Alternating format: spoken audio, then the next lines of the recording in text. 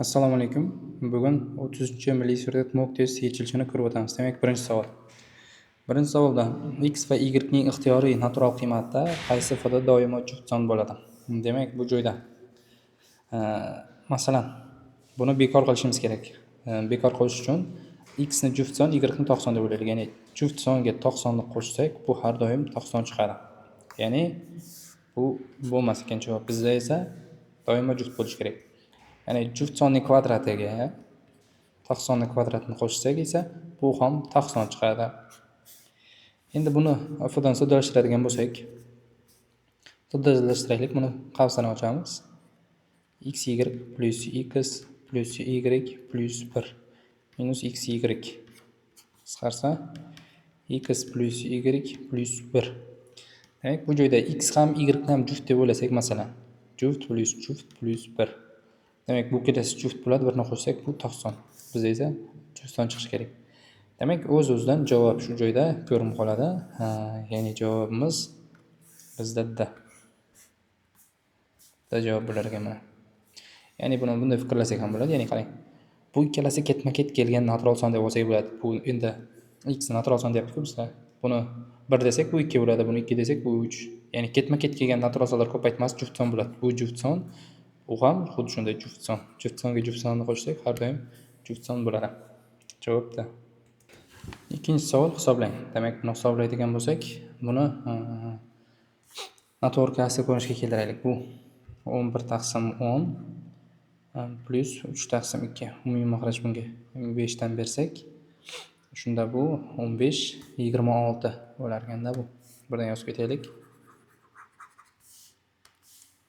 26 taqsim 10 ko'paytirish 1 taqsim 6. Makhrajda esa bunga umumiy makhraj 2 dan, bunga esa 3 dan beramiz. Shunda makhrajimiz bu ikkalasini qo'shsak 7, 7 dan 3 ni ayirsak 4. 4 taqsim 6. Bu 6 bilan qisqaradi. Bular ham qisqaradi. Qisqartirsak, shunda bu 13 taqsim 2 ga bo'linadi. Buni 2 ga bo'lsak 5 ko'paytirish 4. Ko'paytirish 20 taqsim 39. Bu bilan bu ketar ekan 39. Bu bilan bu ketsa 3. Ya'ni 1 taqsim 3 degan javob bo'lar ekan. Javob bu. Uchinchi savol. Bir maktabda A sinfda B sinfdagidan 6 ta bola ko'p. Demak, A sinfda va B sinfda. Demak, A sinfdagi B sinfdagidan 6 ta ko'p. B sinfda x bo'lsa, A sinfda undan 6 ga ko'p. X plus 6 bo'lsin. Agar 5 ta bola A sinfdan B sinfga o'tsa deydi. Bundan 5 ta bolasi bunga o'tsa, 5 tasini ayirsak bundan x plus 1 bo'lib qoladi bu. 5 tasi qo'shilsa esa bu x plus 5 bo'ladi.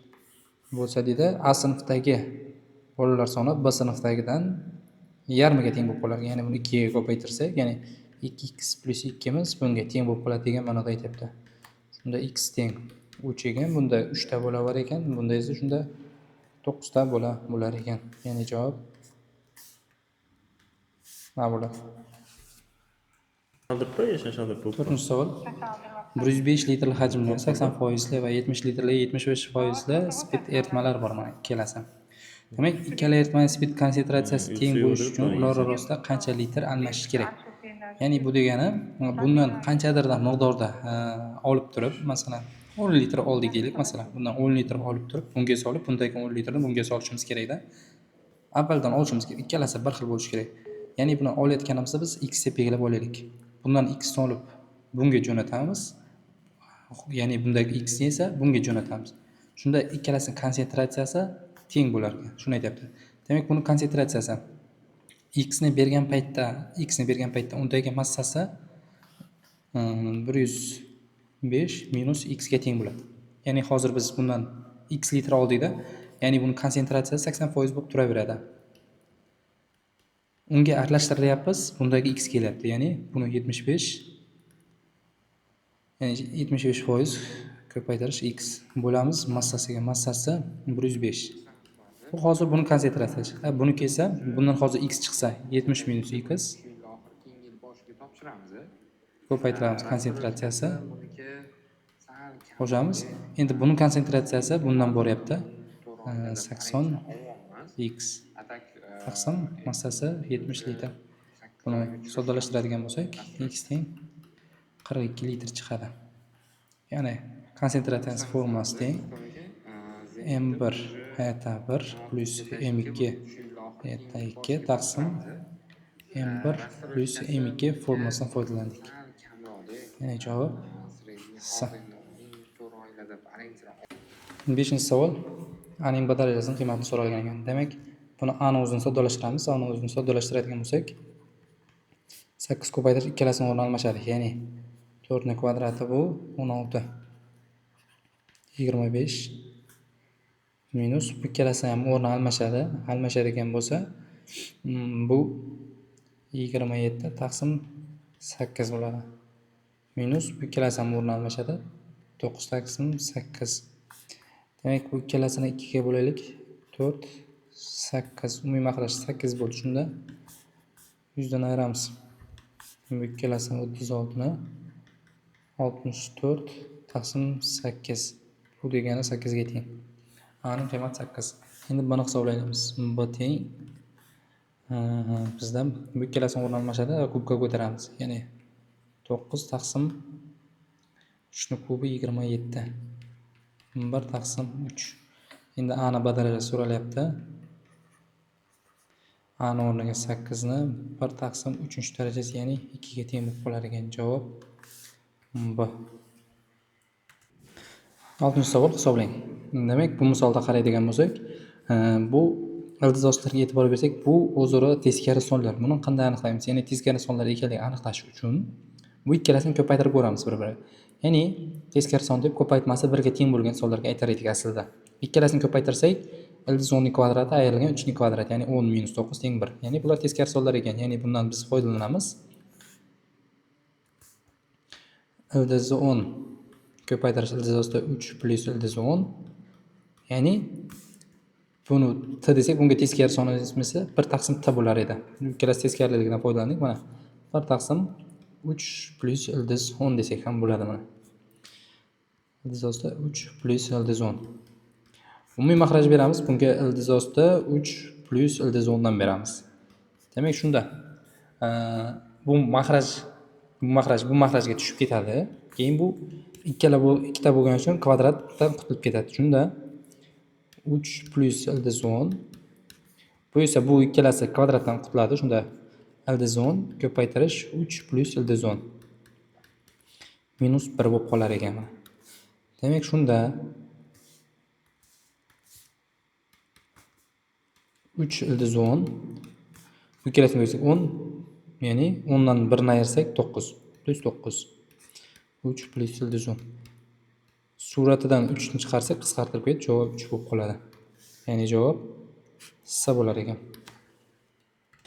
7-savol hisoblang. Demak, buni hisoblaydigan bo'lsak, bu ikkalasi 4 ga bo'lar, ya'ni ildiz ostidan 4 ni chiqaramiz. 4-darajali 4 ni chiqarsak 7 plus 4 ildiz ostida 3 minus plus ildiz ostida 8 minus bu esa 4 ko'paytirish 15. 4 dan esa 2 chiqadi. Minus ildiz ostida 5. Demak, bunga e'tibor beradigan bo'lsak, kvadratlar yig'indisi 7 ko'paytmasi 2 ildiz 3 bo'ladigan. Bu 2 bilan ildiz 3. Ya'ni shunda 4-darajali bu 2 ning kvadrati, bu esa 2 plus ildiz 3 ni kvadrati deb olsak bo'ladi. Plus bu esa yig'indisi kvadratlar yig'indisi 8 ko'paytmasi ildiz 15. Ya'ni ildiz 5 minus ildiz 3 ning kvadrati. Minus ildiz 5. Demak, bu kvadratlar bittasi bilan ketadi. Shunda ildiz ostida yana buni ko'paytirsak 4 plus 2 ildiz ostida 3 shu ko'rinishda qoladi. Plus bu kvadrat bilan ildiz qisqarsa ildiz 5 minus ildiz 3 minus ildiz 5 bo'lib qoladi. Ildizlar ham ketadi. Bu esa kvadratlar yig'indisi 4 ko'paytmasi ildiz 3. Bu ildiz 3 bilan 1. Ya'ni ildiz ostida 3 plus 1 ning kvadrati minus ildiz 3 qisqarsa javob 1 qolar ekan. Ya'ni javob B. Keyingi savol arifmetik progressiyadan. A3 plus A6 57, A5 plus A10 bo'lsa 99 bo'lsa A4 toping. Demak, bu joyda hammasini A3 bo'yicha yoyaylik, shunda bemalol chiqadiganga o'xshaydi. Bunda eng kichigi A3 ekan, ya'ni A3 plus 3 ta deymiz buni, teng 57. Bunda esa A3 plus 2 da A3 plus 7 da teng 99. Shunda 2A3 plus 3 da teng 57. 2A3 plus 9 da teng 99. Ikkalasini ayirsak 6 da pastdan tepadagisini ayiramiz. Shunda 99 dan 57 ni ayirsak 2 4 42. Shunda da teng 7 bo'lar ekan. O'rniga olib borib qo'yamiz. Bu yerga qo'yaylik mana. Shunda 2A3 plus 21 teng 57. Bu yoqqa ayir qilib o'tsak 2A3 teng 36. A3 teng 18. Da bor. A4 so'rayapti. A4imiz esa A3 plus da. A3 ni o'rniga 18 ni qo'yamiz. Da o'rniga 7 ni qo'ysak 25 degan javob bo'lar ekan. Ya'ni javob S. Demak, keyingi savolimiz geometrik balansda dastlabki 4 ta hadi yig'indisi. Ya'ni B1 plus B2 plus B3 plus B4imiz bizda 15 ga teng. Birinchi va 4-chi hadlar yig'indisi. Birinchiga 4-chini qo'shsak deyapti. B1 plus B4imiz 9 ga ekan. 9 ni bu yoqqa ayirish qilib o'tkazsak, B2 plus B3imiz bizda 6 ga teng bo'lib qolar ekan. Demak, bu joyda B2 ko'paytirish bo'yish so'ralayotgan ekan. Demak, buni topish uchun B1 quvga yo'l ko'raylik buni. Buni B1 chiqarsak qavsdan. B1 chiqarsak 1 plus qani kubi teng 9 ga. Bundan B1 quvni chiqarsak 1 plus quv. Ikkalasini bir-biriga bo'lamiz. Buni yo'yadigan bo'lsak 1 plus quv shunda 1 minus quv plus quv kvadrat taqsim quv ko'paytirish 1 plus quv teng bu ikkalasi 3 ga qisqartirsak 3 taqsim 2. Bu bilan bu ketadi proporsiya. 2 minus 2 quv plus 2 quv kvadrat teng 3 quv. Buni bu tarafga o'tkazsak 2 quv kvadrat minus 5 quv plus 2 teng 0. Demak, buni 2 ni bu yoqqa ko'paytirsak y kvadrat minus 5y plus 4 teng 0, y teng 1, y teng 4. 2 ga ko'paytirib 2 ga bo'lamiz ya'ni. Shunda quv teng 1 taqsim 2, quv teng 2. Endi ikkalasini qaysi biri ham bo'lsa ham bo'ladi. Bu yerda ikkalasini ko'paytmasi so'ralyapti. O'rni almashadi. Biz hozircha 2 ni saylab turamiz. 2 ni saylasak bu joyga olib borib qo'yaylik mana. Bu joyga olib borsak B1 1 plus 8 teng 9. B1imiz shunda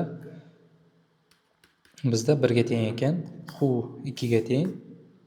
Shunda B2imiz bizda 2, B3imiz bizda 4, B4imiz 8 mana. Bu ikkalasini qo'shsak mana 9, bu ikkalasini qo'shsak 6. Bu ikkalasini ko'paytmasi so'ralyapti bizda. Bu ikkalasi ko'paytmasi 4 ko'paytirish 2imiz 8 ga teng. Javob bunda bo'lar ekan. 10-savol. Agar 3 ta sonning yig'indisi 1, kvadratlar yig'indisi 2, kublar yig'indisi 3 bo'lsa, ularning aralash ko'paytmasining uchalasi ko'paytmasiga nisbat so'ralyapti. Demak, biz foydalanadiganimiz formulalamiz. Demak, buni avval kvadratga oshirib olaylik. Kvadratga bundan hozir. Buni kvadratga oshirsak a kvadrat plus b kvadrat plus c kvadrat plus 2 ab plus bc plus ac formula kelib chiqadi, ya'ni 1. Buni qiymati bizda 2 ga teng. Shunda 2 ni bu yoqqa ayirish qilib o'tkazsak, AB plus BC plus AC'miz esa minus 1 taqsim 2 bo'ladi. Endi keyingi foydalanadigan formulamiz sizda bu formula bo'ladi, ya'ni A kub plus B kub plus C kub minus 3ABC teng A plus B plus C A kvadrat plus B kvadrat plus C kvadrat minus AB minus BC minus AC formulasini foydalanamiz. Ya'ni bu Shu formula orqali bu misolimiz chiqadi. Ya'ni o'rniga qo'yamiz. Buni qiymati bizda 3 ga teng. 3 minus 3 abs teng. A plus b plusimiz bizda 1 ga teng mana. 1 ko'paytirish, bu uchalasi esa a kvadrat b kvadrat c kvadratimiz esa 2 ga teng. Bu plusga aylanib ketadi, ya'ni 1 taqsim 2.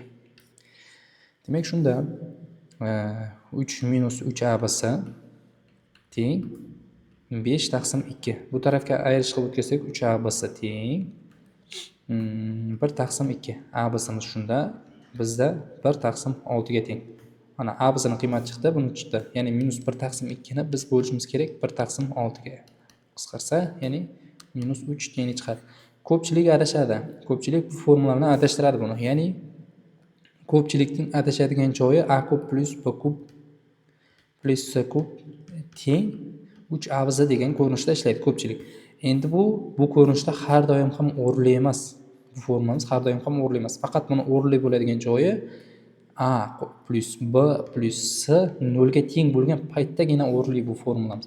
Ko'pchilik bu formulada adashadi bizda. Ya'ni adashmaslik uchun o'rniga qo'yib turib tekshirib ko'rsak ham bo'ladi, bo'lmasa bu yerdan a'ni topib o'rniga olib borib qo'ysangiz bu tenglik kelib chiqadi. Ya'ni faqatgina buni yodda saqlashimiz kerak, faqatgina 3 ta sonning yig'indisi 0 ga teng bo'lsa, ularning kublarining yig'indisi bu uchalasi ko'paytmasining uchlanganligiga teng bo'ladi. Bizda esa uchalasining yig'indisi 0 ga emas, 1 ga teng. Demak, shunda javobimiz minus 3 chiqadi.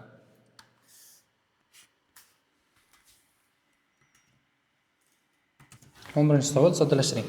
Demak, bu misolda sal ko'zga noqulay ko'rinyapti. Bu noqulay ko'ringanligi uchun buni belgilashga kiritaylik. Buni x, buni y deb o'ylaylik. Ya'ni a ni 1 taqsim 2 isi x, buni 1 taqsim y esa 1 taqsim 2 esa y. Shunda x plus y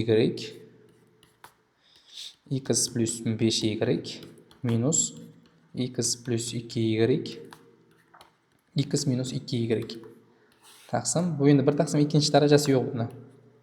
Ya'ni bu x kvadrat bo'lganda plus 3xy. Demak, bular soddalashtiramiz. X kvadrat plus 5 plus 6xy plus 5y kvadrat. Bu esa a plus b a minus b ko'rinishda turibdi. Ya'ni shunda x kvadrat minus 4y kvadrat edi. Plus 4y kvadrat bo'lib ketadi bu oldidagi minus orqali. Mahrajdan esa x chiqaramiz. X chiqarsak 2x plus y ko'rinishda bo'ladi. Demak, x kvadratlar qisqaradi. 6xy bu ikkalasi bu yerda 3 qolib ketdi, uzr. 3 bu 9y kvadrat taqsim x chiqarsak 2x plus 3y. Suratidan endi 3y ni chiqaradigan bo'lsak biz 2x plus 3y taqsim x 2x plus 3y tenglik qoladi. Bu ikkalasi qisqaradi. Shunda 3 ni chiqarsak y taqsim x. O'rnlarga qo'yamiz. Y ni o'rniga buni 1 taqsim 2si, x ni o'rniga esa a ni 1 taqsim 2si. Bu deganimiz 3 iltizosida b taqsim a ni beradi. Ya'ni shunda javobimiz a bo'ladi bizda. Demak, 12-savol. Tangens x plus y 4 ga tangens 2x minus 5 taqsim 3 bo'lsa, tangens x minus y ni qiymat so'raladi. Demak, biz buni ishlanish yo'li. Tangens 2x ni yoyib olaylik. Ya'ni tangens 2x deganimiz tangens x plus x bo'lsin. Demak, endi bu joyda y lar qatnashgan. Biz bunga y larni aralashtiraylik. Ya'ni x plus y deb olaylik avvaliga. Keyin esa y ni qo'yishimiz bilan y ni ayiraylik. Ya'ni shunda buni qiymati tangens 2x edi, minus 5 taqsim 3 ga teng. Ya'ni buni biz alfa, buni esa beta sifatida qayraylik endi. Ya'ni shuni tangens alfa plus beta formulasi bo'yicha yo'yaylik. Ya'ni tangens alfa plus beta formulasi tangens alfa plus tangens beta taqsim 1 minus tangens alfa tangens beta formulasi. Ya'ni shunda tangens x plus y plus tangens x minus y taqsim 1 minus tangens x plus y tangens x minus y teng minus 5 taqsim 3. O'rniga qo'yamiz. 4 ni qo'ysak. Buni s deb olaylik. Shunda 4 plus s 1 minus 4s teng minus 5 taqsim 3.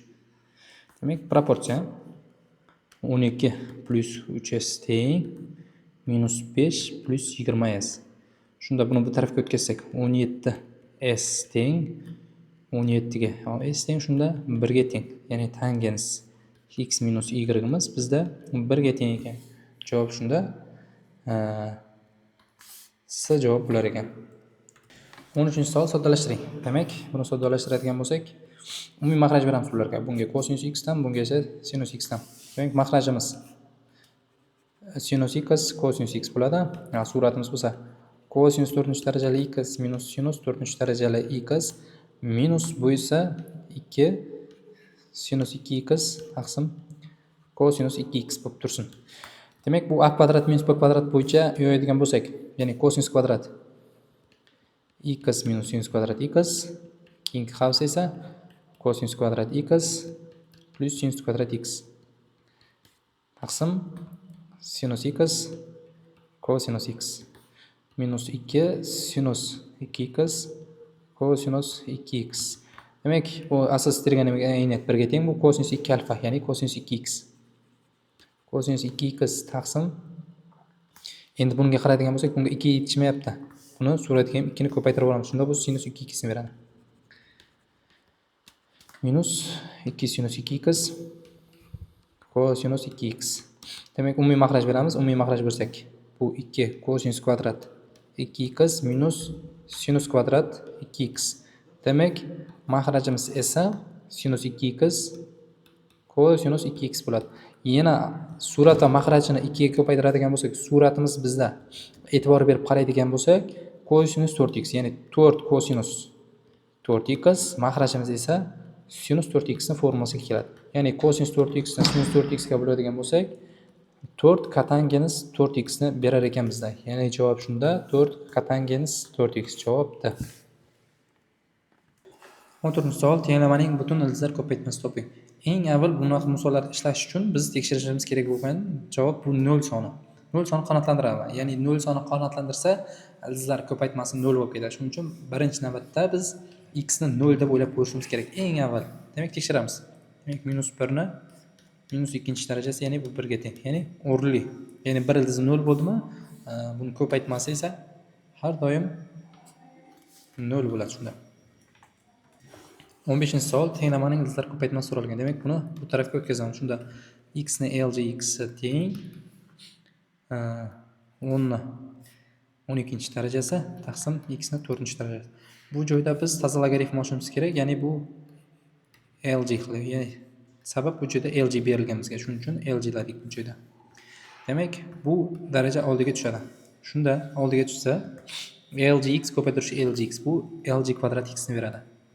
Bu esa bo'lish esa logaritmda ayirishni bildiradi. Ya'ni LG 10 ni 12-darajasi minus LG x ni 4-darajasi. Demak, oldiga tushsa bu LG kvadrat x teng 12 minus 4 ham oldiga tushadi. Bu joyda modulda qolish kerak aslida. Endi aniqlanish sohasi bo'yicha x musbat son, shuning uchun o'zi tushib ketadi. 4 LGX ko'rinishda bo'ladi. Bu tarafga o'tkazamiz shunda. LG kvadrat x plus 4 LGX minus 12 teng 0. LGX ni deb o'ylasak, qo'shsak minus 4, ko'paytirsak minus 12. Ya'ni bu LGX minus 6 LGX teng 2 bo'ladi. Ya'ni ko'paytirsak minus 12, qo'shsak minus 4. Ya'ni x teng 10 asoslaydi. 10 ni minus 6 bu esa 10 ni kvadrati. Ildizlar ko'paytmasi so'ralgan. 10 ni minus 6 ga ko'paytiramiz 10 ni kvadratni, ya'ni 10 ni minus 4-darajasi degan javob bo'ladi. Shunda javob bu. 16-savol tenglamani nechta haqiqiy yechimga ega? Demak, buni grafik orqali ishlasak ham bo'ladi, lekin grafikda biz adashishimiz mumkin bunda. Ya'ni biz buni aniq grafikini chizishimiz qiyinroq. Shuning uchun buni o'zini yo'li bo'yicha ishlaganimiz ma'qul. O'zini yo'li deganimiz, ya'ni bu joyda plus minus qilib ochish. Ya'ni x minus 2 teng 1 taqsim x minus 2 teng minus 1 taqsim x. Faqat tekshirish kerak bu joyda. X bizda har doim musbat son bo'lishi kerak. Har doim musbat son. Bu yerga e'tibor bersak. Demak, x ga ko'paytiramiz bu joyda. X kvadrat minus 2x minus 1 teng 0. Bu joyda ham x ga ko'paytiramiz. X kvadrat minus 2x plus 1 teng 0. Demak, bunda x teng 1 chiqadi. Bu qanotlantiradi mana. 1 ni qo'ysak, to'g'ri. Bunda esa x teng 2 plus minus ildiz ostida buni kvadrati 4 bo'ladi. 4 ga 4 ni qo'shamiz 8 taqsim 2. Ya'ni shunda 1 plus minus ildiz 2. Ya'ni bu yerda aniqlanish sohasi bo'yicha biz faqat 1 plus ildiz 2 ni ola olamiz. Shunda hozir bizda ikkita yechimga ega bo'ldi. Javob shunda B. Keyingi savol 17-savol. Demak, birni bu tarafga o'tkazishimiz kerak. Birni o'tkazadigan bo'lsak, birni o'tkazish shart emas ekanda bu joyda. Ya'ni chunki bu joyda e'tibor berib qarasak, bu diskriminan har doim 0 dan kichik. Buning diskriminan 0. Bu degani bu har doim musbat son deganini bildiradi. Ya'ni biz tengsizlikda ikkala tarafni musbat songa ko'paytirsak bo'lar edi. Ya'ni buni bu yoqqa ko'paytirib olamiz. Shunda x kub plus 1 katta 3x kvadrat minus 2x plus 1 bo'ladi. Birlar qisqarar ekan, shunda bu tarafga o'tkazamiz. X kub minus 3x kvadrat plus 2x katta 0 dan x chiqarsak x kvadrat minus 3x plus 2 katta 0 dan. Shunda x minus 1 x minus 2 bo'ladi. Bu katta 0 dan sonlarga joylashtirsak, demak ildizlarimiz 0 1 2 degan sonlar ekan. Demak, hech birida kvadrat yo'q, shuning uchun oddiy to'lg'in bo'ladi. Ya'ni 0 dan katta musbat joylari. Ya'ni shunda x tegishli bizda 0 dan 1 gacha va 2 dan cheksizgacha bo'ladi. Ya'ni bu javobimiz bizda C javob ekan mana. 18-savol tenglamaning haqiqiy ildizlar ko'paytmasini toping deyilgan ekan. Demak, bunda belgilash kiritamiz. Buni A deb belgilab olaylik. Buni esa B deb belgilaymiz. Shunda A plus B bizda 3 ga teng ekan. O'rniga yozamiz. Ya'ni A teng dedik biz 4-darajali 9 plus x ni, B teng deb oldik bizlar 4-darajali 8 minus x ni. Ikkala tarafini 4-darajaga ko'taraylik. Shunda A ni 4 teng 9 plus x, B ni 4 esa 8 minus x ga teng. Ikkalasini qo'shsak x lar qisqarib ketadi. A ni 4 plus B ni 4 esa bizda 17 ga teng ekan. Bu joyda faqat fikrlash orqali ishlasak testimiz soddaroq ko'rinishga chiqadi. Ya'ni 2 soni yig'insa 3 ga, ularning 4-darajali yig'insa esa 17 ga. Bu o'z-o'zidan belgili 2 va 1 sonlari ekan. Ya'ni biz hozir A ni 2 desak, B 1 ga teng bo'lishi kerak yoki A ni 1 deb o'ylasak, B esa 2 ga teng bo'lishi kerak. Ya'ni birini topsak bo'ldi, biz ikkalasi to'g'ri chiqaveradi har doim. Ya'ni shunda 4-darajali 9 plus x ni biz avvalgi x ga 2 ga tenglashtiramiz, 4-darajali 9 plus x ni esa keyingisida 1 ga tenglashtiramiz. Buni 4-darajali 8 minus x ni 1 ga, keyingisida 2 ga tenglashtirib o'tish shart emas. 9 plus x teng 16, x teng 7 bo'lib qoldi. 9 plus x teng 1, x teng minus 8. O'rniga qo'yib tekshirsangiz ham bo'ladi. Bu to'g'ri chiqadi har doim. Endi ildizlar ko'paytmasi orqali 7 ga minus 8 ni ko'paytirsak, minus 56 degan javob chiqadi. Javobda 19-savol tengizlikning barcha butun yechimlar yig'indisini toping. Bu misolni ishlashda buni kvadratga oshirib yoki u qilib yurish shart emas. Buni eng sodda usuli aniqlanish sohasini olamiz. Birinchi navbatda aniqlanish sohasi bunda minus 3 dan katta, bunda esa 2 dan katta. O'z-o'zidan x katta yoki teng 2 dan. Demak, birinchi 2 degan son qanotlantiradimi deb tekshiramiz. 2 degan son qanotlantiradi. Bu 0, bu ildiz 5 qanotlantiradi. 3, 4, 5 ketma-ket yozib ketamiz o'z-o'zimizdan. 8 gacha yozib ko'rdim. Endi 8 ni qo'yib ko'raman. 8 ni qo'ysak, bu hozir qarang. 8 ni qo'ysak ildiz 6 chiqadi. Bu joyda hammasini qo'yib o'tirmasdan boshdan kelay qo'yaylik. Shu ma'qulga o'xshayapti. 3 ni tekshiramiz. 3 qanotlantiradi. Bu 1 chiqadi, bu ildiz 6. Keyingisi 4. 4 ni qo'ysak ildiz 7, 2. Mana ildiz 7, ildiz 2. Bu taxminan olsak 2,5, bu 1,5. Qanotlantiradi 5. 5 ni olsak bu ildiz 8. 5 ni olsak bunga esa ildiz 3. Bu ikkalasi hozir bu 3 ga bu 2 ga yetgani yo'q hali. 5 ham qanotlanadi. 6 ni tekshirsak 6 ni o'zi kelib qoladimi dedim. 6 ni olsak 3 chiqar ekan. Bu 2 bo'ldi mana. Kichigiga teng 5. Keyingilari ortib ketishi aniq. Demak, shularni qo'shib qo'ysak yetarli. Bularni qo'shsak bu ikkalasi 5, bu ikkalasi, uchalasi 15 qo'shsak 20 ekan javob. Buni test paytida shunaqa yo'ldan foydalansak testimiz bemalol chiqadi. Demak, keyingi savol 20 savol. Berilgan bo'lsin deydi. Quyidagi mavzu qaysi biri to'g'ri deyapti. Demak, A bizlarni topolsamiz. A ning qiymati bizda 0 dan katta, chunki parabola shoxlari tepaga qaragan. Endi shuni bildik, A ning qiymati. Bu joyimiz har doim bizda sinaveradi. Ya'ni S bizda Y ni 0 dan yuqori tarafi, ya'ni S ning qiymati ham bizda 0 dan kattaligini bilib oldik. Endi buni topishimiz kerak. Buni topish uchun bu yerga x0 olamiz. x0 qiymati bizda qarasak 0 dan kichik bo'lib turibdi. Ya'ni bu -1 taqsim 2a edi. 0 dan kichik. Bu minusni ta'sir ettirsak bu yoqqa, ya'ni b taqsim 2a 0 dan katta bo'lib qoldi. Endi a ni bu yoqqa ko'paytirsak, a ning qiymatini biz bildik. 0 dan katta ekan. Shuning uchun b 0 dan katta bo'ldi mana. b 0 dan katta. A gapini ko'paytirsak 0 dan kichik deydi. Hatto a gasini ko'paytirsak 0 dan kichik deyapti. Bu ham hatto uchalasini ko'paytirsak 0 dan katta deyapti. To'g'ri. O'z-o'zidan javob C bo'lib qoldi. 20-savol, aniqmas integralni hisoblang. Demak, bu joyda y ni x ni biz differensial ichiga kiritamiz. Ya'ni differensial ichiga kiritsak, u o'zgarmaydi, ya'ni t y ni x bo'lib turaveradi. Ya'ni boshlang'ich olsak o'zi 1 minus y ni 2x.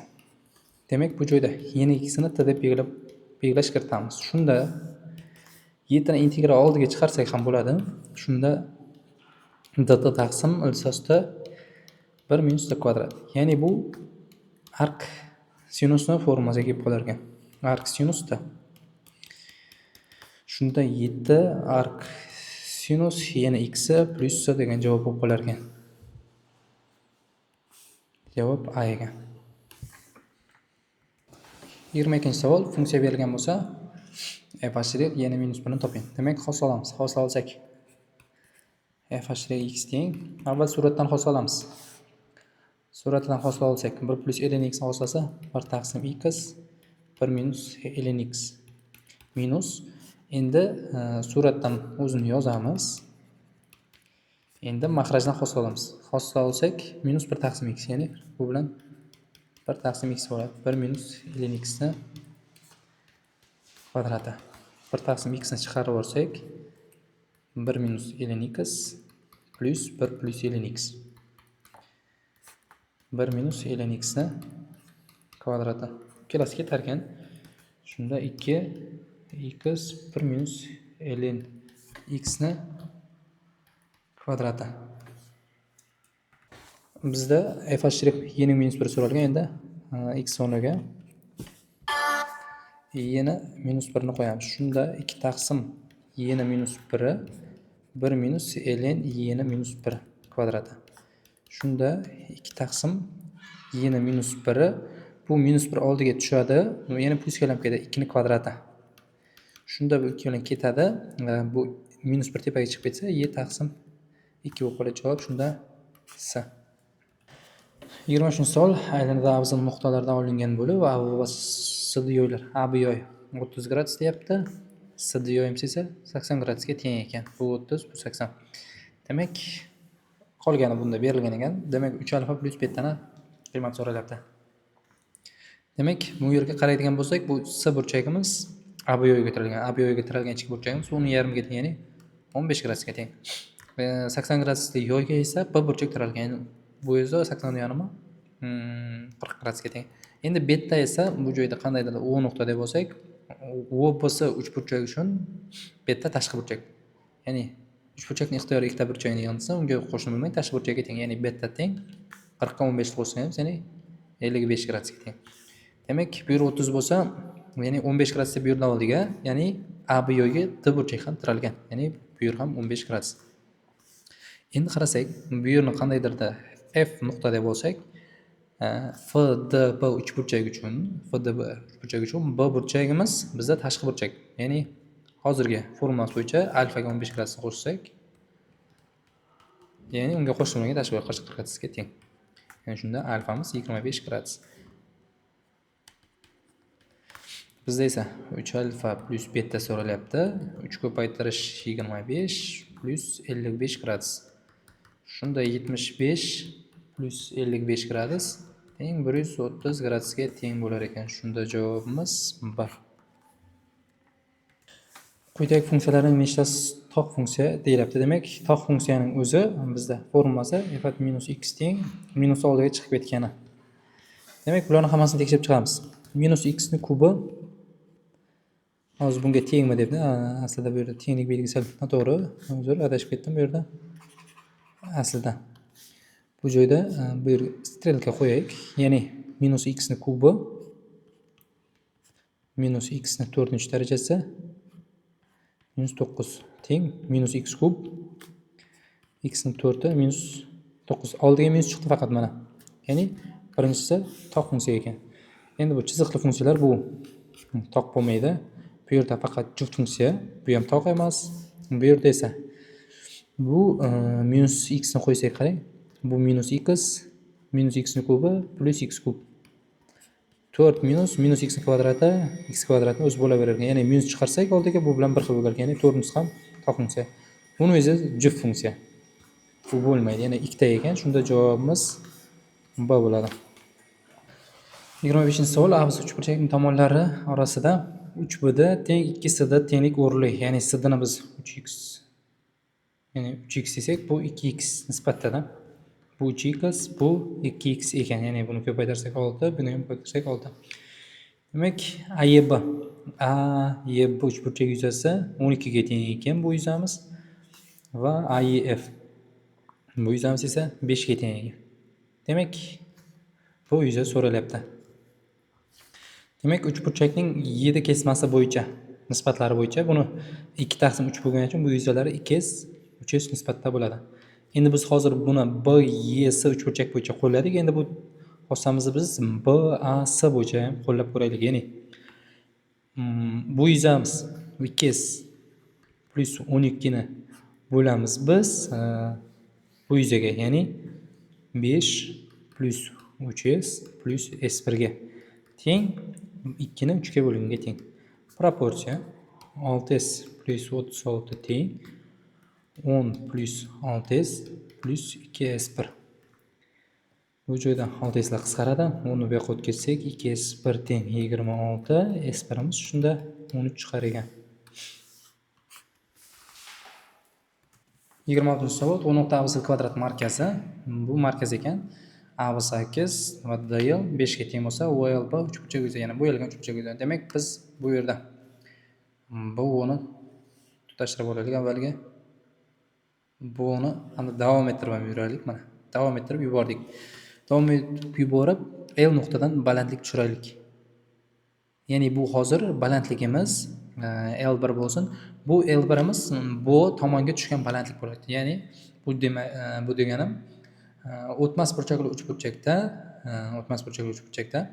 ikkita balandlik uchburchakning tashqi tomoniga, bitta balandlik esa uchburchak ichkariga tushadi. Ya'ni bu tashqariga tushdi. Endi biz bu joyda o'dini, ya'ni bu 8 bo'lsa, bdni uzunligi umumiy 8 ildizosida 2 ga teng edi. Endi bu qoq markazi bo'lganligi uchun 4 ildizosida 2. Ya'ni asosimizning uzunligi bizda mana. Asosimizning uzunligi bizda 4 ildizosida 2 ga teng ekan. Endi balandligimizni topishimiz kerak. Balandlikni qanday topamiz? Ya'ni kvadrat diagonal bo'lganligi uchun u 45 gradusda bo'ladi diagonal burchakni. 45 gradus, ya'ni bisektrissiyasi ham bo'ladi. Bu joyda mana. Bu yerimiz 45 gradus. Ya'ni bu 90 gradus bo'lganda ham bu yer ham 45 gradus bo'ladi. Ya'ni gipotenuzamiz 5 bo'lsa, balandligimiz 5 taqsim ildiz 2 bo'ladi. Ya'ni shunda S teng 1 taqsim 2, asosimizning uzunligi 4 ildizosida 2, ko'paytirish balandligimiz esa 5 taqsim ildizosida 2 ga teng. Shunda bu ikkalasi ketadi, bu bilan bu ketadi. Javob shunda 10. Javob D. 27-savol. Agar avsat parallelogramda AP teng PB, ya'ni buni hozir biz romteb bo'lib ketaylik. Ya'ni bularni teng deyapti. BN bilan N ham teng, CN bilan MD ham teng deyapti. Bu yuzamiz 24 ga teng deyapti. Demak, avsat parallelogram yuzi so'ralibdi. Biz bu joyda asl diagonal yuboraylik. Asl diagonal jo'natadigan bo'lsak. Asl diagonal. Endi ABC uchburchak uchun SP mediana, SP kesmamiz mediana bo'ladi. AN kesmamiz ham mediana bo'ladi. Demak, biz B yana tutashtirib davom ettiraylik. Endi bu ham o'z-o'zidan mediana bo'ladi. Chunki bu ikkita mediana kesgan nuqtada 3-chi kesma o'tkazsak, bu ham mediana bo'ladi. Demak, endi bizda bor edi uchburchakning 3 ta medianasi uchburchak yuzini 6 ta teng bir xil uchburchak ajratadi. Ya'ni S, ya'ni bu umumiy S. Endi bu umumiy S edi, bu S minus 24 ga teng bo'ladi. Endi biz buni B davom ettiradigan bo'lsak, bu o'rtasi edi. Buni davom ettiradigan bo'lsak, ya'ni chizmada sal xatolik ketgan. Endi aslida bu Bni to'g'ri chiziq qo'yish kerak aslida. Endi NM kesmani qaraydigan bo'lsak, NM kesma bu tomonlarning o'rtalari. Ya'ni bu o'rtalarni tutashtiruvchi kesma, bu o'rta chiziq bo'ladi. Ya'ni bu asosga parallel. Ya'ni NM parallel bizda BD kesmaga parallel bo'ladi.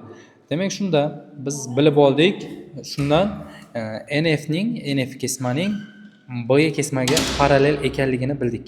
Ya'ni NF kesmaning B kesmaga parallel ekanligi. Ya'ni shu joyda o'xshashlik foydalanamiz. Buni A desak, bu ham bor. Ya'ni S-24 ni biz bo'lamiz umumiy uchburchak yuzasiga. Bu uchburchak yuzasi 2s. A ni 2 ga bo'lganimizning kvadratiga teng, ya'ni o'xshashlik. Shunda S-24 taqsim 2s teng 1 taqsim 4. Bu joyda ketadi 2.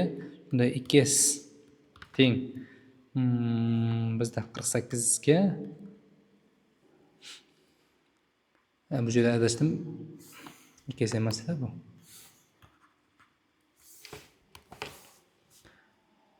2s minus 48 edi teng s ga. S teng shunda 48 ga bo'lib qolar ekan. Endi bu 6s bo'lsa, bu yoqda yuzamiz ham 6s. Umumiy yuzamiz shunda 12s. Shunda 12 ko'paytirish 48 teng 576 ga teng bo'lar ekan. Javob shunda D. 28-savol. Rasmda muntazam oltburchak tasvirlangan Y nuqtaning koordinat ko'paytmasi so'ralgan ekan. Demak, aslida bu tomonning o'rtasida aytilishi kerak edi, qolib ketibdi. Aslida bu o'rtasi. Demak, muntazam oltburchak bo'lgani uchun bu yerdan biz balandlik tushiraylik. Balandlik tushirsak, bu 6. 6 bu balandlikni belgilaydi. 6. Ya'ni balandlikni uzr adashibman. Balandlik emas. Bu y ni belgilaydi. Bu uzunlik aslida y. 6 deganimiz bu yer 2a bo'lsa, bu yer a bo'lsa, bu yer hozir to'g'rilab yozib olaylikmi? Burchaklar asosida. Ya'ni bu burchagimiz 120 gradus, mana 120 gradus. Bu yer 120 gradus bo'ladigan bo'lsa, bu yer 60 gradus. Bu yerimiz esa 30 gradus bo'ladi. Ya'ni 30 gradusda burchak qarshisi katet gipotenuzning yarmiga teng. Biz bu joyda muntazam oltburchakning tomoni A desak, 30 gradusda burchak qarshisi katet gipotenuzning yarmiga teng. A taqsim 2. Bu yer ham A taqsim 2. Endi koordinatasi bo'yicha qaraydigan bo'lsak, bu yerning koordinatasi 6 ga teng ekan. Shunda bu umumiy yuzlik bo'lib qoldi. A ning qiymati bizda 6 ga teng ekan. Mana A taqsim 2, A taqsim 2 6. Ya'ni A ning qiymati 6 ga teng ekan. Ya'ni tangens 60 gradus foydalanadigan bo'lsa, tangens 60 gradusimiz y ni bo'lamiz A taqsim 2 ga. Ya'ni ildiz 3 teng 2y taqsim 6. Shunda y teng 3 ildiz ostida 3 ga. Koordinatalar ko'paytmasi so'ralgan 6 ga qo'yildi, 3 ildiz ostida 3 ni. Shunda 18 ildiz ostida 3 ga teng ekan. Javob A. 29-misol. U nuqta P ABC tetraedrning basit qirrasining o'rtasi. Bu o'rtasi ekan. Bu nuqta esa AH kesmaning o'rtasi. Bu tomonning o'rtasi ekan. Po vektorni deydi. Po vektorni bu uchala vektor bo'yicha foydalanadi. Biz umumiy foydalanadigan formulamiz mana. Bir nuqtadan ikki vektor chiqqan bo'lsin. A vektor va B vektor. Bu A vektor, bu esa B vektor. Demak, B vektorni biz parallel ko'chiraylik bu yerga. Parallel ko'chirdik. Ya'ni bu ham B vektor bo'ladi. A vektorni bu yoqqa parallel ko'chirsak, bu ham A vektorga aylanadi. Demak, bu nuqtadan biz diagonalga yuradigan bo'lsak, bu vektorimiz esa A vektor plus B vektorga teng bo'lar ekan. Bu yerdan tutashtiradigan bo'lsak esa, bu qoq o'rtasida kesishadi, ya'ni markaz bo'lib qolsa, bu yer esa yarmi A vektor plus B vektor taqsim 2 ga teng bo'ladi. Ya'ni bu joyda aytadiganim P S vektor va P B ning o'rtasidan PQ vektor chiqqan. Ya'ni bu esa P vektor plus S vektor taqsim 2 ga teng bo'ladi. Endi bu uchburchakni olamiz. Bu uchburchakka qaraydigan bo'lsak, mana.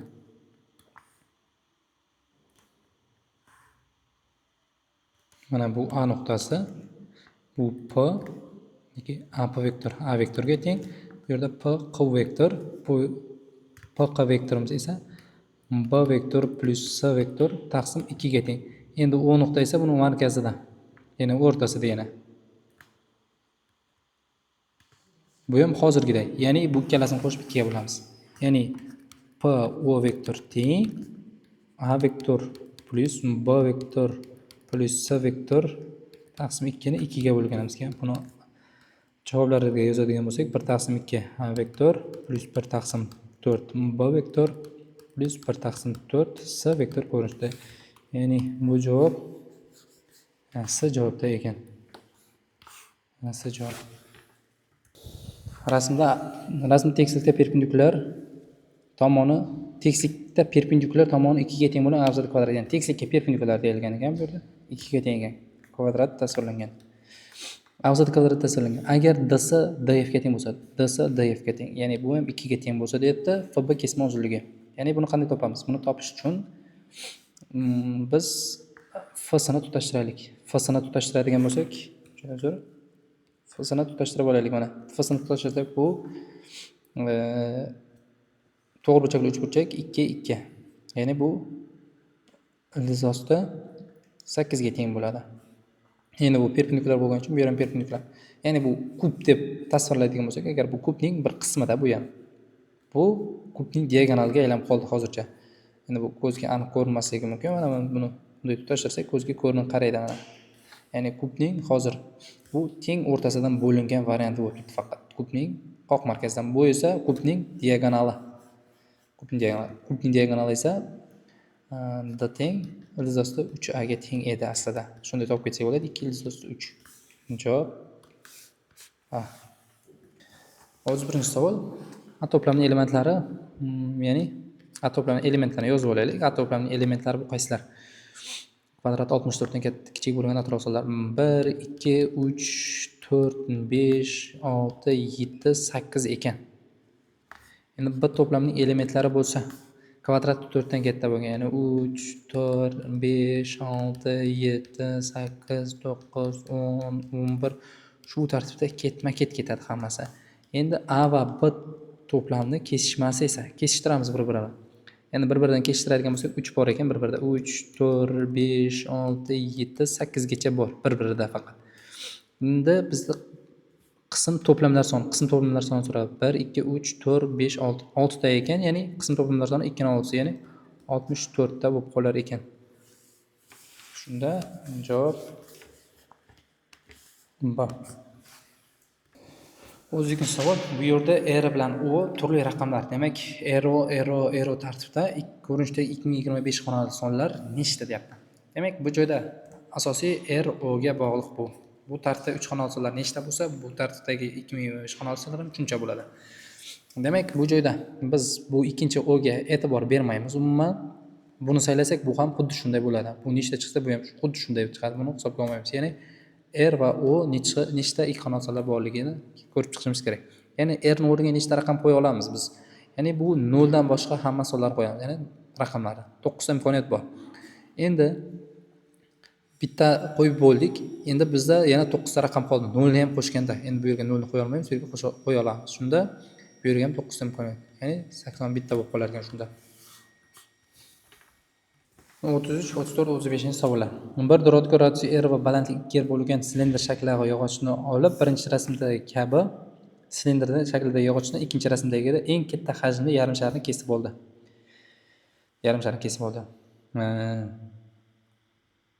Uchinchi rasmdagida shu yarim sharni silindr ustiga joylashtirdi. Demak, savollarni o'qiymiz bu joyda. Ikkinchi rasmdagi qolgan yog'ochning to'la sirtini deydi. Buning to'la sirtini hisoblaylik. S to'la teng. Buning to'la sirti. Asosining yuzi saqlanib qoladi. Asosining yuzi pi r kvadrat. Yon sirti ham saqlanib qoladi. Hozir bu rasmda ko'rinib turgan bo'lishi mumkin, aslida bu saqlanib qoladi. Ya'ni asosining yo'yilmasi 2πr ko'paytirish balandligi ham 2r ga. Ya'ni endi bunga qo'shamiz biz bu joyda o'yib olganimizdan keyin sharni sirti qolib ketadi bu joyda. Sharni sirti, ya'ni yarim sharni sirti demoqchi edim. Yarim sharni sirti bo'lsa, to'la sirti o'zi 4 pi r kvadrat edi, 2 pi r kvadrat bo'ladi shunda. Shunda hisoblaymiz. Bu joyda pi r, bu yerda 2 pi r, 4 5 7 pi r kvadrat ko'rinishda bo'ldi. Endi bunda esa to'la sirta. Bu ham xuddi shunday. Mana bu asosi saqlanadi. Undan keyin bunda esa faqat bu ham xuddi shunday. Mana 5 pi r kvadratga bu ustiga qo'yilatyapti-da. Ya'ni ustiga qo'yilsa 3-shakl paydo bo'ladi. Hozir bu ko'rinishda turgan yo'q, bu ustiga yopiladi. Ya'ni 5 pi r kvadratga buni yarim sharni yuzini qo'shamiz. 2 pi r kvadrat. Ya'ni aytganda ikkalasi bir xil bo'lib qolar ekanda. Ikkalasini bir-biriga bo'lsak 7 pi r kvadrat, 7 pi r kvadrat, ya'ni 1 chiqadi. Ya'ni javobimiz A.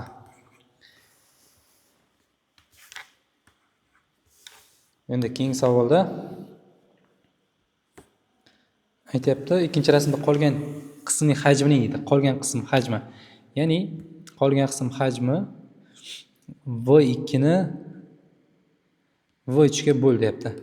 Ya'ni buning hajmini topamiz. Pi r kvadrat, ya'ni silindr hajmi pi r kvadrat ko'paytirish hajmi 2r, balandligi 2r. Shundan ayiramiz yarim sharni hajmini. 2 taqsim 3 pi r kub taqsim, bunda esa bu qo'shiladi faqat.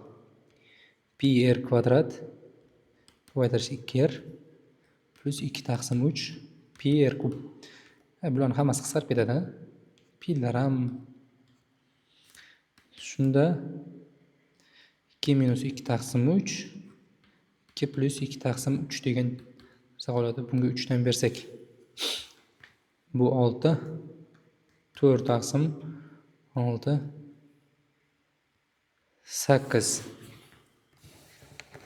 Shunda 1 taqsim 2 degan javob bo'lar ekan.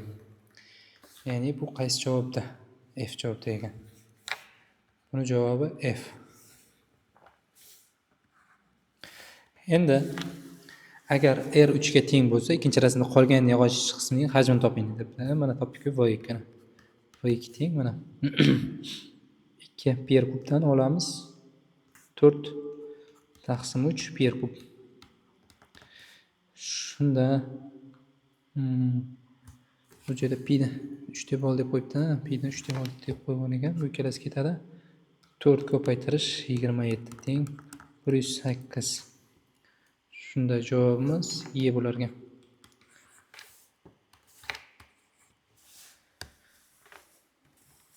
Savol tenglama yeching. Demak, bu tenglama yechish uchun bir o'rnida biz avvaliga x kvadrat minus 5x plus 5ning 0-darajasi deb o'ylaymiz. Avval darajalar tenglashtiraylik. X kvadrat minus 11x plus 30 teng 0. Ildizlarimiz shunda 5 hamda 6 chiqadi. Bu ildizlar tekshirishimiz kerak. Ya'ni asos 0 ga aylantirmaydimi? Bu sonlarimiz 0 ga aylantirmaydi. Ya'ni 0 ni 0 aniqlanmagan. Hozir bu 0 ga aylantirmaganligi uchun bularni olaveramiz. Endi undan keyin asoslarni 1 ga tenglashtiramiz. Ya'ni 1 dan xohlagan darajasi 1 ga teng. X kvadrat minus 5x plus 4 ni 5 teng 1 ga. Bu tarafga o'tkazadi. X kvadrat minus 5x plus 4 teng 0 ga. X teng 1, x teng 4 chiqargan. X teng 1, x teng 4. Endi ko'pchilik shu bilan to'xtab qoladi. Aslida yana bor bizda. Ya'ni bor deganimiz yana minus 1 ning darajasi bor. Ya'ni minus 1 ning juft darajalari har doim teng bo'ladi. Ya'ni minus 1 ning juft darajasi har doim 1 ga teng bo'ladi. O'shani tekshirishimiz kerak. Ya'ni shunda x kvadrat minus 5x plus 6 ni minus 1 ga tenglashtiramiz. Faqat ildiz tekshiramiz bu. Bu 5 7 keyin 6 ga aylanadi. X teng 2, x teng 3 chiqadi. Endi olib borib tekshiramiz. 2 ni qo'ysak juft chiqadi. 3 ni qo'ysak toqdan toqni ayirsak juft. Ya'ni bu ham bo'lar ekan. Ildizlari 1 2 3 4 5 6. 6 ta ildizi bor ekan. Bularning yig'indisi 1 dan boshlab 6 gacha qo'shsak 21 ga teng bo'lar ekan mana javoblar. A javob 6 ta, B javob 21. 37-savol tenglamani yeching. Demak, kosinus bu joyda ikkalasini o'rnini almashtirsak bo'ladi. Pi taqsim 2 minus x desang ham hech narsa o'zgarmaydi, chunki kosinus juftlikcha. Ya'ni kosinus pi taqsim 2 dan ayrilsa sinusga aylanadi. Ya'ni buni ham yozamiz. 2 sinus x kosinus x plus 2 kosinus x. Kosinus emas, sinusga aylandik axir. Teng ildiz uch chiqarsak sinus x kosinus x plus 1. Demak, qasddan 2 sinus x chiqaramiz. Shunda kosinus x plus 1 qoladi, teng ildiz 3 kosinus x plus 1. Bu ikkalasini qisqartiramiz, qisqartganimiz nolga tenglashtiramiz. Ya'ni kosinus x teng minus 1, x teng pi plus 2 pi k degan javob bo'lib qoladi. Pi plus 2 pi k. Undan keyin o'rinda qoldi sinus x teng ildiz 3 taqsim 2. Shunda x teng pi taqsim 3 plus 2 pi k bir yechimi, ikkinchi yechim bo'lsa, bu ikkalasini qo'shsak pi chiqishi kerak, ya'ni 2 pi taqsim 3 plus 2 pi k degan yechimlar bo'lar ekan. Ana javoblari bizda. Bu javob. Minus 3 pi bilan minus 3 pi taqsim oralig'ida tenglamda nechta ildizga ega? Demak, yozamiz. Minus 1 ni qo'ysak, minus pi chiqadi. Birinchi ildizdan minus pi chiqadi bundan. Minus 2 ni qo'ysak, minus 3 pi, bu ham bo'lar ekan. Endi bu minus 3 pi va minus 1,5 pi deyapti. Bu oralig'ida bu yotmas ekanda, shunda minus pi ni olmaymiz, minus 3 pi ni olamiz-da bu ildiz uchun. Endi buni qaraydigan bo'lsak, minus 1 ni qo'ysak 2 pi dan ayriladi. Minus 2 pi minus pi taqsim 3. Plus pi taqsim 3. Bu bo'ladi. Undan keyingisi esa 2 ni qo'yadigan bo'lsak, minus 2 ni qo'yadigan bo'lsak, minus 4 pi. Bu tushmay qolar ekanda, 3 pi dan ortib ketar ekan. Buni olmaymiz-da. Keyingi ildizdan qaraydigan bo'lsak, bu tenglamay qaraymiz. Minus 1 ni qo'ysak, minus 1 ni qo'yadigan bo'lsak, minus 2 pi plus 2 pi taqsim 3 bu bo'ladi. Minus 2 ni qo'ya olmaymiz. Shunda bu hozir minus 3 dan beradigan bo'lsak, bu oralig'ga tushmay qolar ekanda. Faqat bu ikkalasi bor ekan. Ya'ni oralig'ida ikkita yechim bor ekan. Bu oralig'dagi ildizlar yig'indisi. Ya'ni shunda minus 3 pi ga qo'shamiz minus 2 pi ni, unga qo'shamiz pi taqsim 3 ni. Shunda minus 5 pi plus pi taqsim 3. 3 dan umumiy maxraj beradigan bo'lsa, minus 14 pi taqsim 3 ga teng bo'lar ekan. Demak, A javobimiz 2 ta, B javobimiz minus 14 pi taqsim 3 ga teng ekan. Bu joyda adashib ketishimizga sal qoldi ekan. 38-savol. Demak, 38-savollar parabola va to'rtchuz grafik berilgan ekan. Endi bular kesishadigan. Undan keyin biz aytibdi, A bilan A'si teng deyapti. Ya'ni A nuqta buning o'rtasi. Demak, shunda biz foydalansak bo'lar ekan. 0 teng A ga S ni qo'shtirib 2 ga bo'lgunga teng, 2 teng B ga D ni qo'shtirib 2 ga bo'lgunga teng.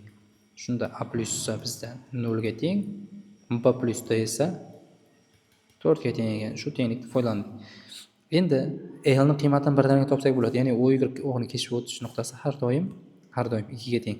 Ya'ni O Y kesib o'tish nuqtasiga teng. Endi keyingi masalada biz bu ikkala nuqta to'g'ri chiziqqa ham tegishli, hamda parabolaga ham tegishli ekan. Biz bu joyda birinchi parabolaga A ni qo'yaylik. A ni qo'yib B ga tenglashtiramiz. Ya'ni 2a kvadrat minus 4a minus 8 teng. A ni qo'ygan paytda B ga teng ekan. Endi S ni qo'yamiz. 2s kvadrat minus 4s minus 8 teng D. Ikkalasini qo'shadigan bo'lsak, bu joyda topib kedik A teng minus S. Shunga e'tibor beramiz. Shunda bu ikkalasini qo'shsak, buni o'rniga ham A kvadrat qo'shsak, 4a kvadrat minus 4 chiqarsak A plus S minus 16 teng B plus D. B plus ni qiymati bor, A plus ni qiymati ham bor. A plus bizda 0 ga teng, 4a kvadrat minus 16 teng B plus D bizda 4 ga teng. Shunda 4a kvadrat teng 20, A kvadrat teng ildiz 5, A 5 ga A teng. Endi A ni qiymatiga qaraydigan bo'lsak, biz manfiy son ekan. A teng minus ildiz 5. Yani S esa bizda ildiz 5 ga teng bo'ladi. Ikkalasini ko'paytmasi bizda so'ralibdi. Mana ikkalasini ko'paytirsak minus 5 ga teng. K plus L so'ralyapti. K plus L. K plus L ni qanday topamiz? Uning uchun bizda sini qiymat chiqqanda mana sini qiymat chiqdi, sini o'rniga qo'yamiz. Ya'ni sini qiymatini topib topamiz-da biz. Da teng ildiz 5 ni qo'ysak 2 ko'paytirish 5 minus 4 ildiz 5 minus 8 ga. Bundan esa 2 minus 4 ildiz ostida 5 ga teng bo'lar ekan d ni qiymati. Endi biz bunda sini qo'ysak d chiqish uchun ya'ni kx plus b dan ham foydalanamiz. Ikkalasi ham tegishli bo'lganligi uchun. Endi 2 minus 4 ildiz ostida 5 teng k ni o'rniga k ni topishimiz kerak-ku. X o'rniga ildiz 5 ni qo'yamiz mana. Ildiz 5 k plus 2. Ikkilar qisqaradi. Shunda k teng minus 4 ga teng ekan. K ni qiymati ham kelib chiqdi. Bizda esa k plus L so'rayapti. Minus 4 L imiz bizda 2 chiqdi, ya'ni minus 2 ga teng ekan. Bizning foydalanganimiz bu joydan d ni qiymatini topdik. S ni qiymati chiqdi-ku bizda. Ildiz 5 chiqdi. Ildiz 5 orqali biz d ni topdik. Keyin bu nuqtani chiziqli funksiyaga ham olib borib qo'yib turib k ni topdik. Ya'ni shu usul orqali ishladik. 39-savol. Rasmda y f x funksiya absissasi x teng 2 nuqtada o'rnuvchi y teng 2x funksiya grafiki tasvirlangan. Demak, f # 2 so'ralyapti. Bizda f # 2, ya'ni 2 degan nuqtada o'rinib turibdi. Ya'ni o'rinish nuqtasi o'rinmaning burchak koeffitsiyentiga teng, k ga teng. Ya'ni k ni qiymati bizda berilgan funksiyalar tayyor turibdi, ya'ni 2 ga teng. Ya'ni o'zi tayyor turganligi uchun 2 ni yozib ketdim, ya'ni javob 2. Ya'ni bu formula foydalanadi. f # x0 teng k ga teng. Endi bizda j' 3 so'ralyapti. Birinchi xossalik j' x teng hosil degan bo'lsak minus x oldiga chiqadi. Minus 2 f' minus 2x plus 5 bu ko'paytmali xoslasi. 2x ko'paytirish f x minus 1 plus x kvadrat ko'paytirish f' x minus 1. Endi biz bu joyda 3 ni qo'yamiz o'rniga. j' 3 teng minus 2 f' 3 ni qo'yadigan bo'lsak minus 1. f' minus 1 plus undan keyin esa 3 ni qo'yadigan bo'lsak 6 f' 2 plus 6 ni 3 ni qo'yadigan bo'lsak 9 f' 2 ga teng bo'lar ekan. Minus 1 nuqta maksimum nuqta bo'lgani uchun bu maksimum nuqtada 0 ga teng. Ya'ni xoslasi 0 ga tengda. 0 plus f' 2 ni qo'ygan paytda mana bu yerga ham qo'yib tekshirsak, mana bu joyimiz 4 ga teng bo'ladi. 6 ko'paytirish 4 plus 9 ko'paytirish f' 2. f' 2 miz mana 2 chiqqanda shunda 24 plus 18 teng 42 ga teng bo'lar ekan. Ya'ni bu javobimiz bizda 42 ga teng. 40-savol. Rasmda y f x funksiya grafiki tasvirlangan. Agar integralimiz 10 ga teng bo'lsa, 2 dan 5 gacha bo'lgan oraliq so'ralyapti. Demak, e'tibor beradigan bo'lsak, bu xossani differensial ichiga kiritamiz. Differensial ichiga kiritsak, 2 dan 5 gacha x d f x ga teng. Teng bu 10 ga ekan. Bizda formula bor edi, udv formulasi. udv. Ya'ni buni formulasi u ko'paytirish v integral v d u ko'rinishda edi. Ya'ni bu joyda u x ga teng, f x esa v ga teng. Avval ikkalasini ko'paytiramiz. X f x. Endi bu aniq integral bo'lgani uchun 2 dan 5 qo'yib ketamiz. Minus integral 2 dan 5 gacha. Ikkalasining o'rni esa almashgan mana. Ikkalasini o'rnini almashtiramiz. f x dx teng 10. Avval 5 ni qo'ysak 5 f 5 minus 2 f 2 minus integral 2 dan 5 gacha f x dx teng 10. Endi f 5 ni qo'ygan payt 6 ga teng ekan. 5 ko'paytirish 6 minus 2 ni qo'ygan paytda 3 ga teng ekan. 2 ko'paytirish 3 minus buni qandaydir s deb olsak, buni s teng 10 ga teng ekan. Demak, 30 dan ayiramiz 6 ni minus s teng 10 ga. 24 minus s teng 10 ga. S teng shunda 14 ga teng ekan. Ya'ni 2 dan 5 gacha bo'lgan oralig'ida, ya'ni buni javobi 14 chiqdi. Ya'ni javobimiz kelib chiqdi bizda. shuni o'zi so'ralayotganda.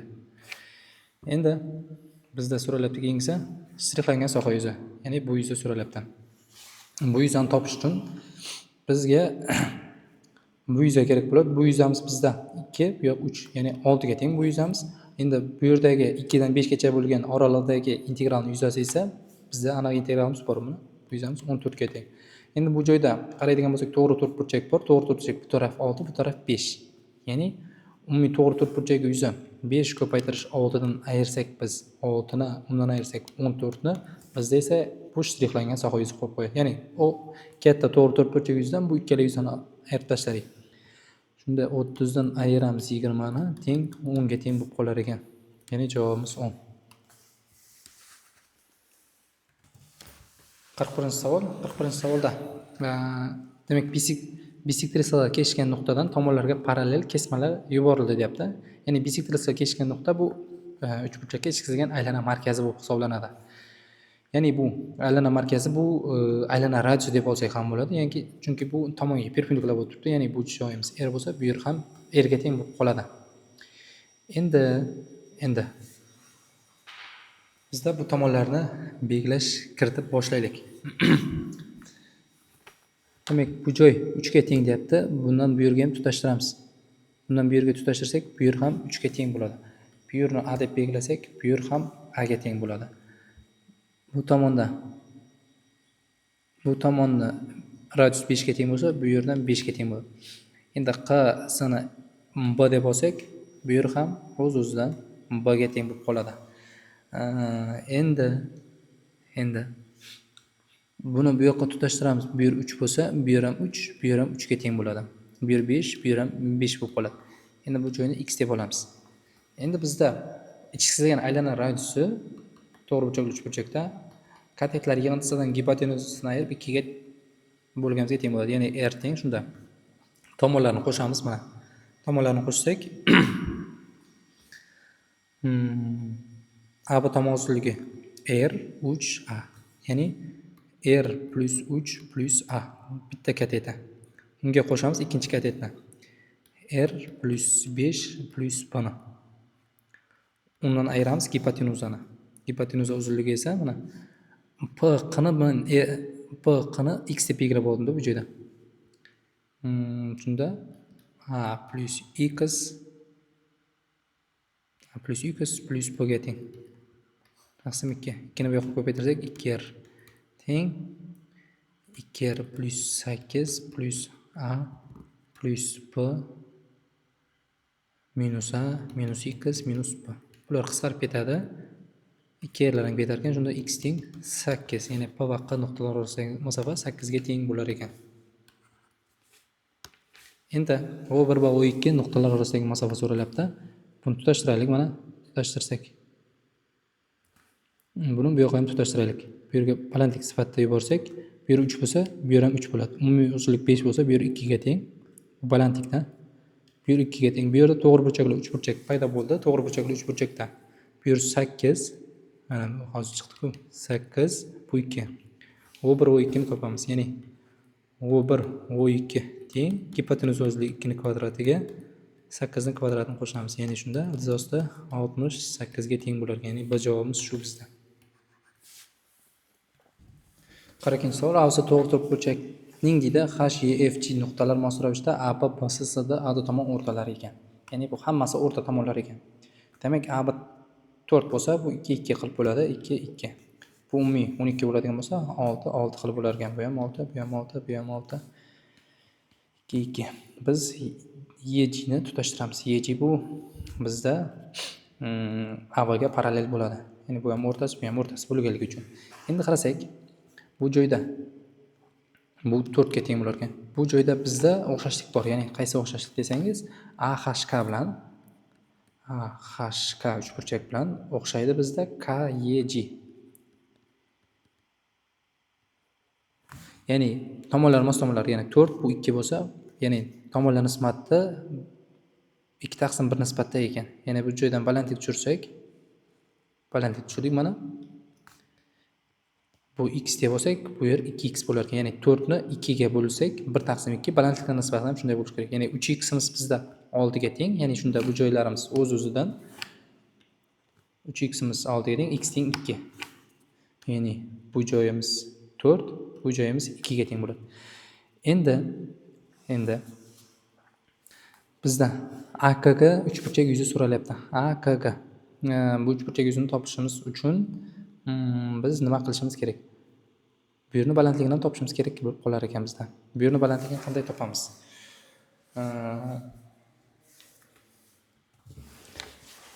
Buni topish uchun bizda bu tomonlar nisbati bor. Mana bu tomonlar nisbati hozirgidek 1/2x 2x. Biz bu joyda buni h-ni davom ettirib oldik. Bu yoqqa davom ettiradigan bo'lsak,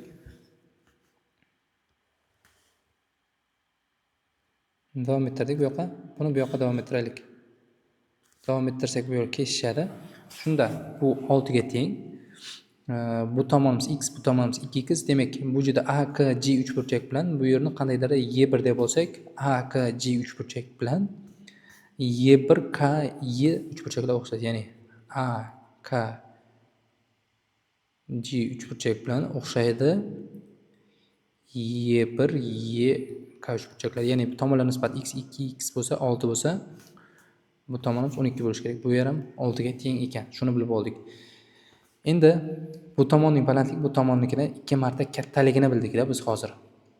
Demak, bu joydan balandlik tushiramiz. Bu joydan balandlik tushirsak, bu yerni y desak, bu yog'imiz 2y ga teng ekan. Shunda y plus 2y imiz bizda umumiy balandlik 4 ga teng. Shunda y imiz bizda 4 taqsim 3 ga teng ekan.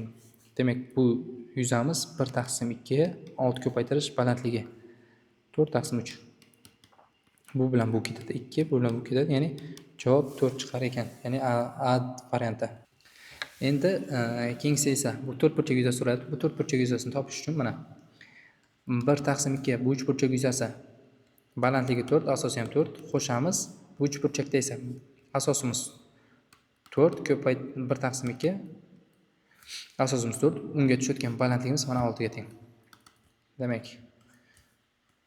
8 ga qo'shamiz 12 ni, ya'ni 20 ga teng bo'lar ekan. Javoblar 4 hamda 20 ga teng. Demak, 40-savol. A, D, B esa 5 burchakda. A, B teng emas B-ga, u teng emas A-ga. D, A, B burchak. D, A, B burchak teng deyapti. Ya'ni bu burchakni biz belgilab olaylik. Mana yoqlashtiramiz. Bu burchakni alfa desak. Alfa desak, DBA. DBA ya'ni bu tenglik ekanda alfaga. SBY. SBY bu ham alfa ekan. YSB. YSB bu burchak ham alfaga teng ekan. Demak, bizda BDF 5 yuzasi 5 ga teng ekan bu yuza. AFH yuzamiz esa 6 ga teng ekan. BYG bu yuzamiz esa 7 ga teng ekan. B sini AB ga bo'lsak 2 ga teng deyapti-da. Endi bu joyda biz foydalanadiganimiz, bu joyda o'xshashliklar bor ekan. Ya'ni qanday o'xshashlik? O'xshashlik deganimiz, ya'ni burchaklar orqali. Ya'ni ABD uchburchak o'xshash bizda. ABD uchburchagimiz o'xshash. BCD BC uchburchak. Chunki ikkitadan burchaklari teng ekan. Shuni bildik-da hozircha biz. Demak, bunda mos tomonlarga nisbati teng. Ya'ni hozir biz DBni biz BYga bo'lsak, mana DBni BYga bo'lsak, ABni BCga bo'lganga teng. Bizdan nima so'ralyapti o'zi? Shunga aytib beraman. BYni A-ga bo'l deyapti. Bizda bir xil-ku baribir. Ya'ni BYni A-ga bo'lganimiz bizda BCni ABga bo'lganga teng. Ya'ni bu ham 2 ga chiqib qoladi. Endi belgilashga kiritaylik. Bu burchakni beta deb olaylik. beta deb olsak. Beta deb olsak. Bu yuzalarni belgilash kiritamiz. Bu yuzani S1 deb olaylik, bu yuzani S2 deb olaylik. Endi biz bu joyda topadigan uchburchaklar. S, A, B, S uchburchak yuzasini topaylik. A, B, Y. A, B, Y uchburchak yuzasi 1/2 1/2 A, B ko'paytirish B, Y ular orasidagi burchak sinus alfa 2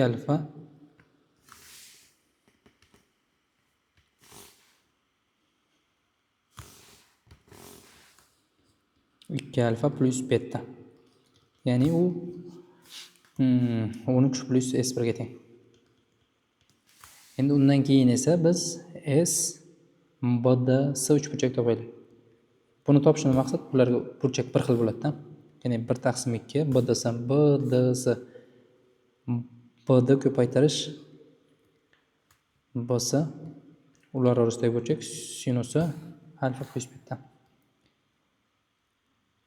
Bu yerda hozir sal anglashmovchilik ketib qoldi. Bu yerda 2 alfa deb ketibman. Alfa ekan uzr. Bu joyimiz mana. A, B, S, alfa beta, alfa plus beta. Alfa plus beta bunda ham. Ya'ni bu yuzamiz B, D, S. 5 plus S1 plus S2 bo'ladi. Ikkalasini bir-biriga bo'lsak, bir-biriga bo'lamiz. Bularni sistema qilib bo'lsak, bu ikkalasi ketar ekan, bu ikkalasi ham ketib qoladi. Ya'ni shunda bizda qoladi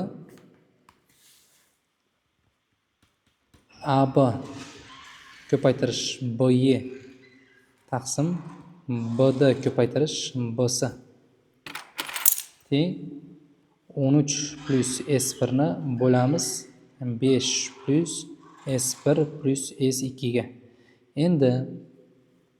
Endi bizdagi BS ni AB ni BS ga bo'lsak, mana qarangda, bu joyda BS ni AB ga bo'lsak mana. Ya'ni AB ni BS ga bo'lganimiz bizda 1/2 ga teng. Buni teskarisi. BY ni BD ga bo'lsak, BY ni BD ga boya yozganimiz mana. BY ni BD ga bo'lsak, ya'ni AB ni u ham 1/2 ekan. Ya'ni shunda 1/2 ni biz BY ni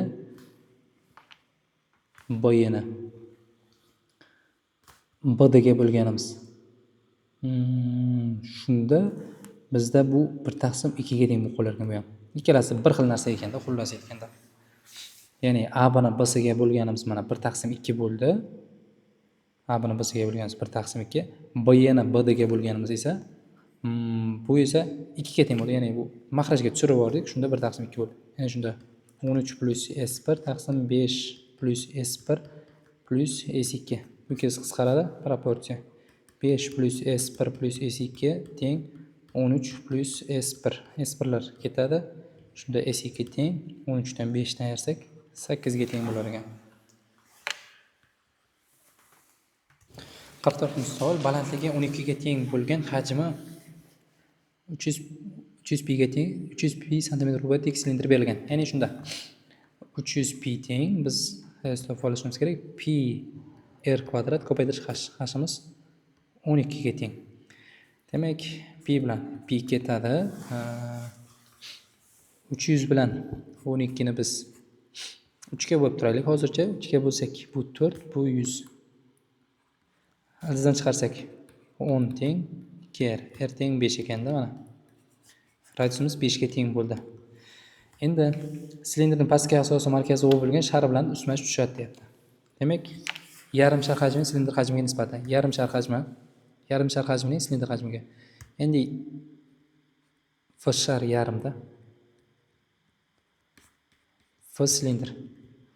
Demak, 2/3 pi r kub edi. Ya'ni umumiy holatda 4/3 edi, yarim bo'lgancha 2/3 pi r kub, ya'ni 5 ni kubi taqsim silindr hajmi 300 pi. Demak, bu joyda pilar ketadi. Demak, 2 bilan bu ham ketadi. Shunda 25 taqsim 3 ko'paytirish 150. Bu bilan bu ham ketadi.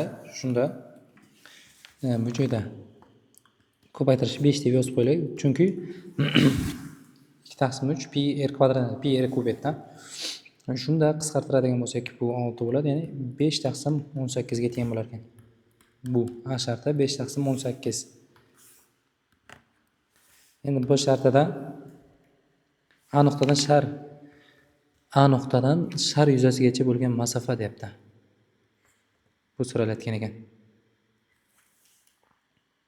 Eng qisqa masofani toping. Ya'ni 12 5 bu 13 bo'lib qolar ekan Pifagor teoremasdan. Bu tik bo'lgani uchun 90 gradusdan.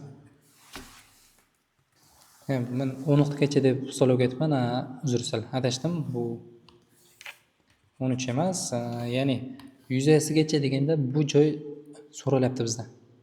Ya'ni biz 13 dan ayirishimiz kerak. 5 ni ya'ni 8 ga teng bo'ladi-da. Yuzasigacha degani uchun 10 nuqtagacha deb hisob etaman, zo'r. 8. 45-savol. Bir mahsulotni ishlab chiqaruvchi ishchilarimdan quyidagi taxmin qildim. Agar u har bir mahsulot narxini x dollar deb belgilasa, har bir mahsulotdan shuncha miqdorda foyda oladi va kuniga shuncha dona mahsulot sotadi. Endi foydani maksimal qilish uchun mahsulot narxini qancha qilib belgilash kerak? Ya'ni biz umumiy summani formulasini yozaylik. Summaniki, ya'ni donasi ana x shuncha miqdor foydasi bu, ya'ni bu sotadigani. Endi 100 ni chiqartirib borsak, bu joyda x minus 4 yani 10 minus x. Shunda 100 bu bilan bu minus x kvadrat 10x